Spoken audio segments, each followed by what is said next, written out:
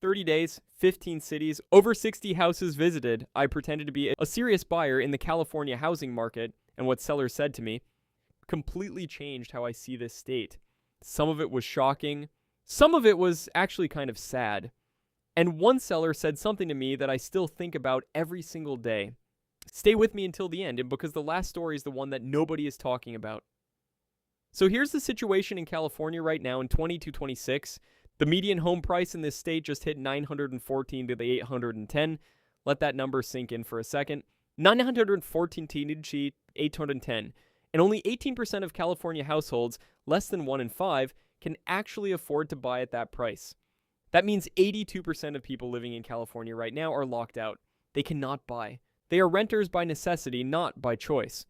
But here's what nobody tells you. The sellers are starting to feel it too.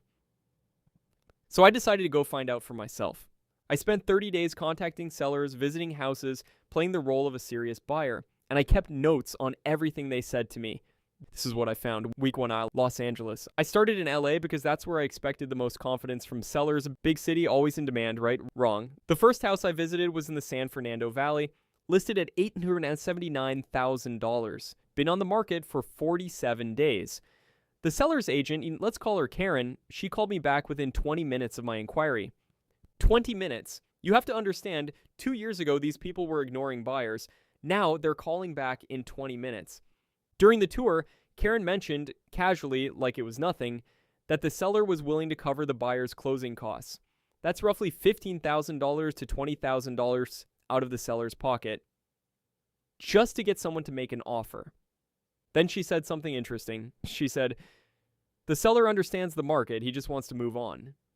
And that phrase, he just wants to move on.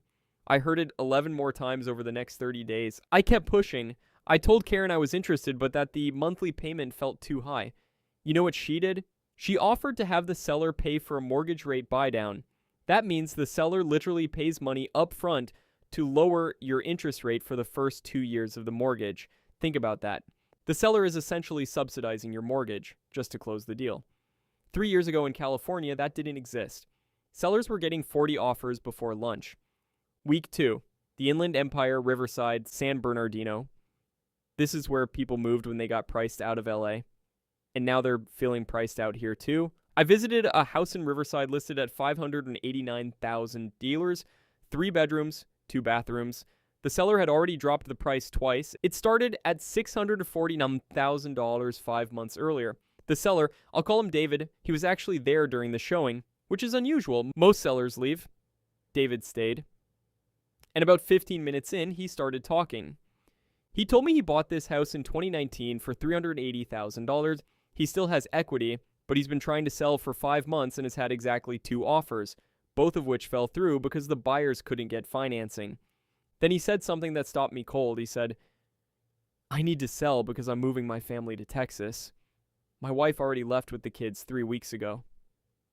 I'm here alone, waiting. That hit different. This man was not a greedy investor. He was just a regular person who made a life decision. And now he was stuck, alone in a house he was trying to sell, because only 18% of Californians can afford to buy. I walked away from that house, and I sat in my car for 10 minutes. Week 3. San Diego. San Diego is supposed to be the strongest market in Southern California right now. Limited inventory, strong local economy, military demand, and honestly, it showed. This was the one market where sellers still had some confidence, but even here, things were different than the headlines suggest. I visited a condo in Mission Valley, listed at $749,000. The HOA fees were $680 per month. Let me say that again, $680 per month just in HOA fees on top of a mortgage. I asked the agent what the seller's situation was. She said, and this is a direct quote, she's flexible on timeline and very motivated. In real estate language, very motivated means please make an offer, any offer. I told the agent I'd think about it. She called me back the same evening with a new offer from the seller. They would cover 6 months of HOA fees at closing. 6 months. That's $4,080 just handed to the buyer. This is San Diego, the so-called strong market. And here's the thing. Even with those concessions, the monthly payment on that condo, mortgage plus HOA plus insurance, was over $5,000 a month. After taxes, you would need to earn close to $180,000 a year just to qualify. Comfortably in San Diego for a condo. Week 4. Sacramento and the Central Valley. This is where things got really interesting. Sacramento rents actually went negative in 2025, meaning rents dropped. And the home market is soft too because builders have been flooding the area with new construction for years. I visited a brand new construction development outside Sacramento.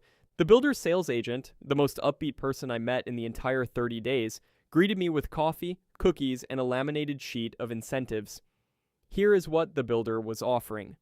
Number 1, they would cover all closing costs. Number 2, Buck, they were offering a 4.99% fixed interest rate through their own lending arm. When the market rate is 6.54%, that's a massive difference. Number 3, they were including $15,000 in free upgrades, flooring, appliances, landscaping. Number 4, they had a 30-day price lock guarantee. This is a builder, a company, not a desperate individual seller, and they were practically paying people to buy their houses. I asked the agent how many units were still available. She said 43 out of 72.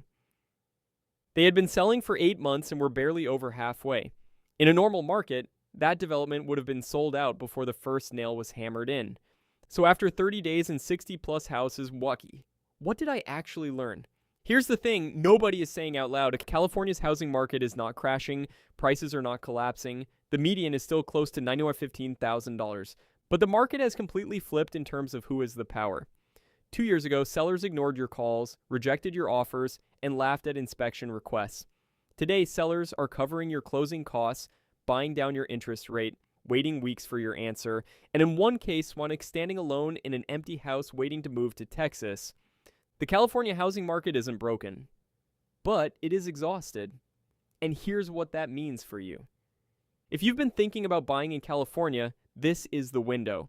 Not because prices are low, they're not. But because for the first time in years, you have leverage. Real leverage. Sellers will negotiate, sellers will give concessions, sellers will work with you. That window will not stay open forever. And if you're already in California and wondering whether to stay, watch our next video.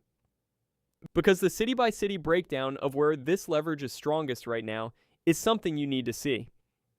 If this video helped you understand what's actually happening in this market, not the headlines, not the panic, but the real ground level truth, then hit subscribe.